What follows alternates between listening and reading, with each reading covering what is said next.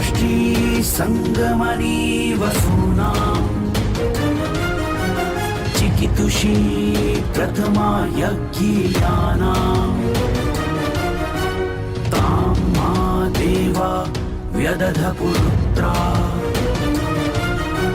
भूरिस्थात्रां भूय विषयन्ति। भारत विक्रम, भारत वर्ष की अक्षय कीर्ति गाथा।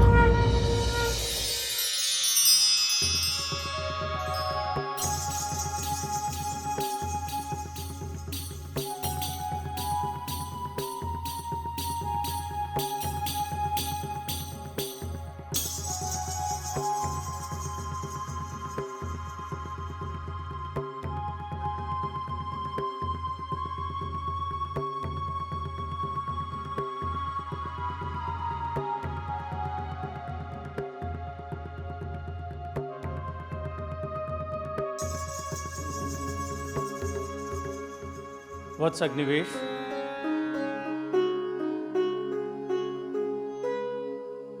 मैं देख रहा हूं कि तुम्हारे बाण लक्ष्य भेदते हैं, परंतु तुम्हारे मुख पर प्रसन्नता का भाव नहीं आता। तुम्हारी व्यथा और असमंजस देखकर यह प्रतीत होता है कि तुम शरीर को भेदने से अधिक उसको सुरक्षित करने में प्रसन्नता अनुभव करोगे।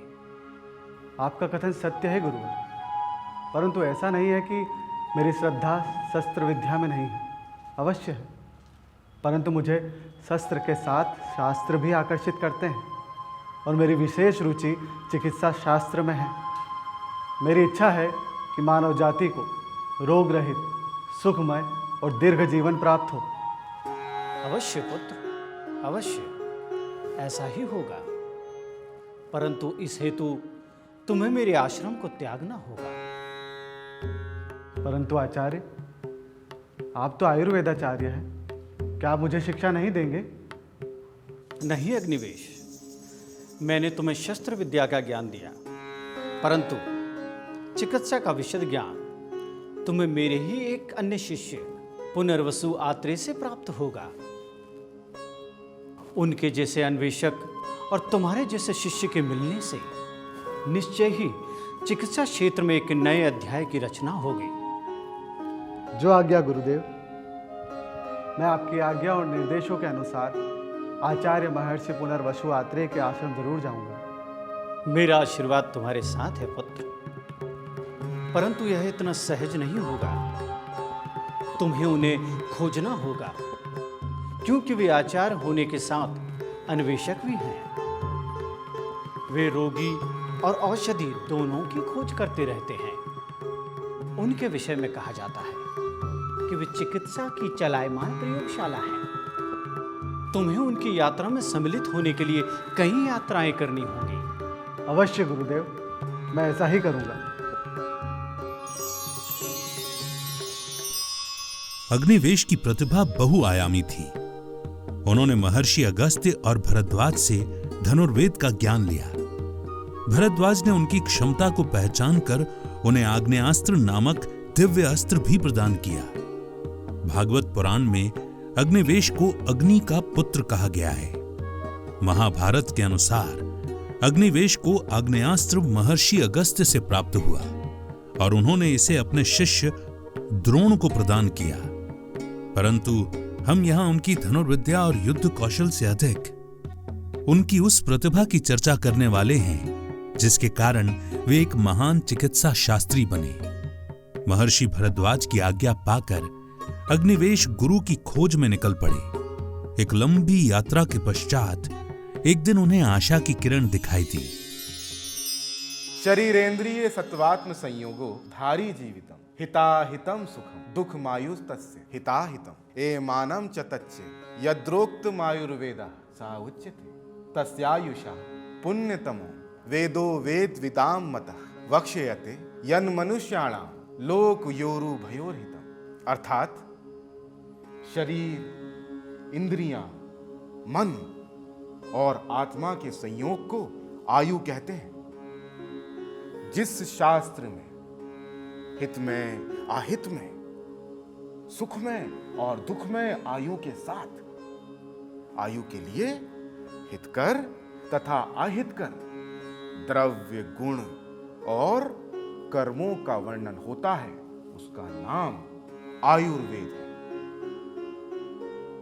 वेदों का ऐसा मत है कि आयुर्वेद परम पुण्यजनक है, क्योंकि यह शास्त्र मनुष्य के इस लोक और परलोक दोनों के लिए हितकर है। नमस्कार।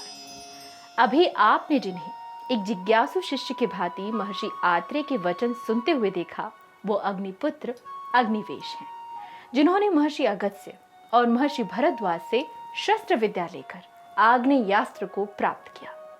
आश्चर्य की बात यह है कि आज हम जिस ग्रंथ को चरक संहिता के नाम से जानते हैं, वो अग्निवेश तंत्र पर आधारित है, जिसका उपदेश पुनर्वसु आत्रेय ने अपने शिष्य अग्निवेश को दिया था। परंतु यह हुआ कैसे, आइए जानते हैं। आयुर्वेद के इस मार्ग में चलते समय सदैव स्मरण रखना कि एक आयुर्वेदाचार्य, वैद्य या चिकित्सक आरोग्य और आयु देने वाला होता है, और एक वैज्ञानिक भी, जैसे आप हैं, एक महान अन्वेषक, महर्षि अत्रि के पुत्र, महर्षि वामदेव और महर्षि भरद्वाज के शिष्य, और आयुर्वेदाचार्य पुनर्वसु आत्रेय को अग्निपुत्र अग्निवेश का प्रणाम। आचार्य, मुझे महर्षि भरद्वाज ने आपकी शरण में भेजा है। क्या कहा है महर्षि भरद्वाज ने? उनका कहना है कि मेरे चिकित्सा शास्त्र संबंधी जिज्ञासाओं को संतुष्ट करने में केवल आप ही समर्थ हैं। उन्होंने ये नहीं कहा कि मेरा शिष्य होना सहज नहीं। मेरा कोई आश्रम नहीं है। मैं जहां उपदेश करता हूं, वहीं स्थान पर मेरा गुरुकुल स्थापित हो जाता है, और जहां प्रयोग करता हूं, वहां प्रयोगशाला। कहा है मुनिवर, मैं भी निर्णय करके आया हूं कि आप जैसे और जहां रखेंगे मैं रहूंगा, और जो कार्य कहेंगे एक शिष्य के रूप में मुझे स्वीकार्य होगा। मैं आपकी इस यात्रा में आपके पद चिन्हों का अनुसरण करने के लिए प्रस्तुत हूँ आचार्य। जिज्ञासु मस्तिष्क के साथ शांत मन के भी स्वामी उचित है। तो आज से तुम भी भेल, जतुकर्ण, पराशर, हारित, शार्पाणी के साथ आयुर्वेद की इस ज्ञान यात्रा में सम्मिलित हो जाओ। अवश्य आचार्य।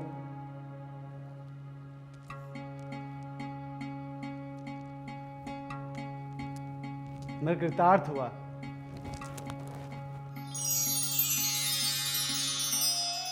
कहते हैं ज्ञान का प्रवाह होते रहना चाहिए। महर्षि आत्रेय भी इसी बात का पालन कर रहे थे। उनके द्वारा नॉलेज ट्रांसफर की एक आधुनिक मेथड भी प्रयोग में लाई जा रही थी। वे रोगियों के बीच में रहते, उनके रोगों को समझते और उन पर उचित औषधियों का प्रयोग करते। उनके इस प्रैक्टिकल बेस्ड लर्निंग से उनके शिष्य भी परिचित हो रहे थे और उनके द्वारा प्रदत्त ज्ञान को वे सभी संग्रहित कर रहे थे। अब अंत में वो समय आया जब सभी शिष्यों के ज्ञान को परखा गया। चरक संहिता के अनुसार पुनर्वसु आत्रेय ने समग्र प्राणियों पर अनुकंपा की इच्छा से अपने 6 शिष्यों को पुण्यजनक आयुर्वेद का उपदेश दिया। सभी शिष्य बुद्धि में श्रेष्ठ थे और आत्रेय ने सभी को उपदेश भी समान रूप से ही दिया था। सभी शिष्य अपने बुद्धि कौशल के अनुसार गुरु द्वारा दिए गए ज्ञान को संहिताओं में संजोकर आचार्य आत्रेय, पुनर्वसु और अन्य विशेषज्ञ ऋषियों के समक्ष उपस्थित हुए। भेल ने भेल संहिता, पराशर ने पराशर संहिता, हारीत ने हारीत संहिता और क्षारपाणी ने क्षारपाणी संहिता को उनकी विशेषताओं के साथ प्रस्तुत किया। अंत में अग्निवेश अपने अग्निवेश तंत्र या अग्निवेश संहिता के साथ प्रस्तुत हुए। गुरुदेव सहित सभी विप्रजनों को मेरा प्रणाम। इस ग्रंथ में गुरुदेव द्वारा समय समय पर आयुर्वेद के विषय में दिए गए उपदेशों को मैंने सूत्रबद्ध करने का प्रयास किया है। उचित है अग्निवेश। हम सभी ने सुना है कि आयुर्वेद से आम जन को क्या लाभ प्राप्त होता है, अब तुम संक्षेप में कहो कि आयुर्वेद से तुम्हें अर्थात एक आयुर्वेदाचार्य को क्या लाभ प्राप्त होगा? मुनिवर, आयुर्वेद का यथाविधि अध्ययन कर चिकित्सा करने से मनुष्य को अनंत पुण्य प्राप्त होते हैं।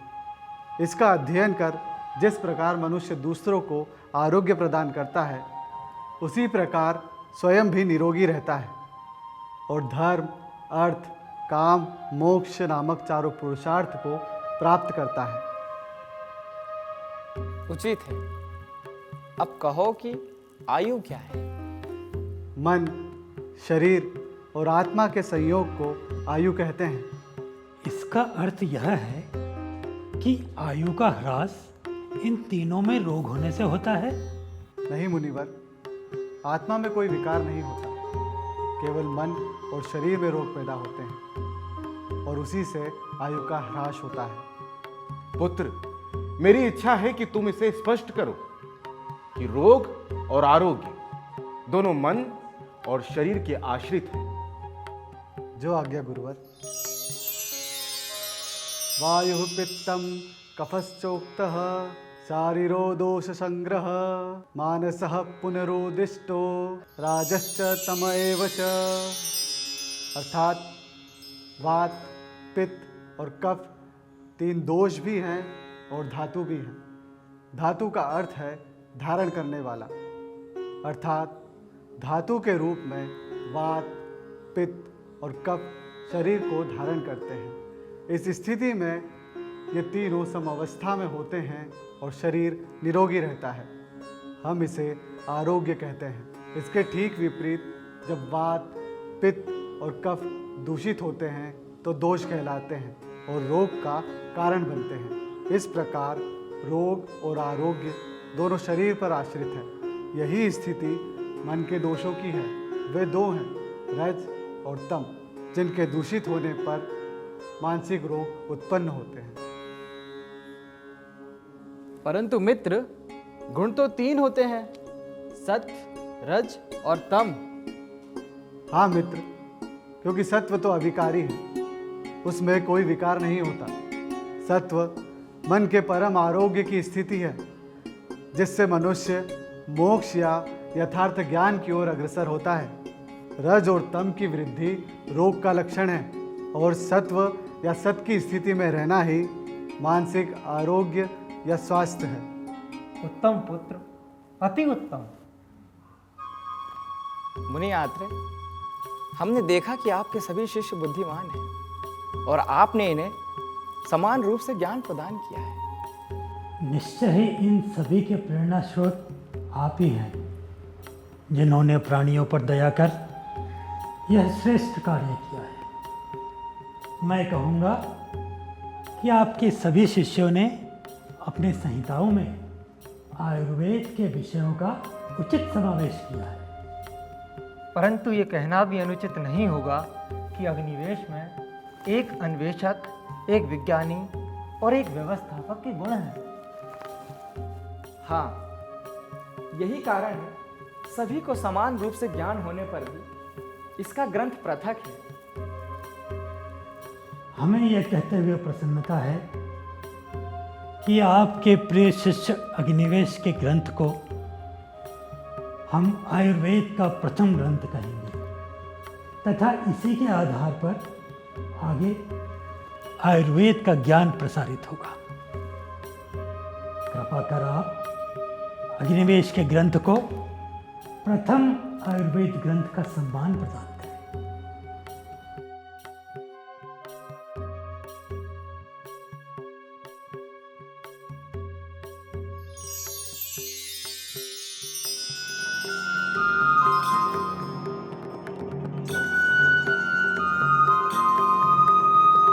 तं पुण्यं शुश्रूषब्दं देवी देवस्य स्थिता श्यामला परं पीणां श्रुत्वा मुदिरे परम् अहो सात्विकी निर्दोषो लोकास्त्रीनन् ववाद्यत नवसि स्निग्धगम्भीरो साधुतैरुदि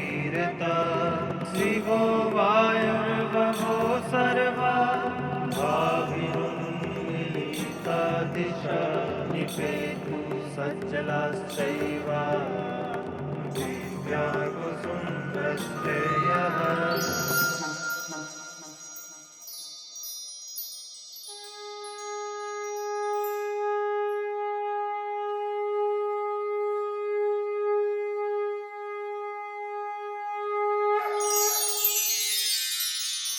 अभी आपने चरक संहिता में सूत्र स्थानम के पहले अध्याय के श्लोक 35, 36 और 37 को सुना, जिसमें यह स्पष्ट कहा गया है कि जब ऋषियों ने आयुर्वेद के ग्रंथ को स्वीकारा तो तीनों लोकों में आनंद छा गया और देव और देवर्षियों ने प्रसन्न होकर आकाश से जलकण युक्त पुष्पों की दिव्य वर्षा की। ये वर्णन बताता है कि ये एक असाधारण घटना थी और इसके सूत्रधार पुनर्वसु आत्रेय और उनके शिष्य अग्निवेश थे।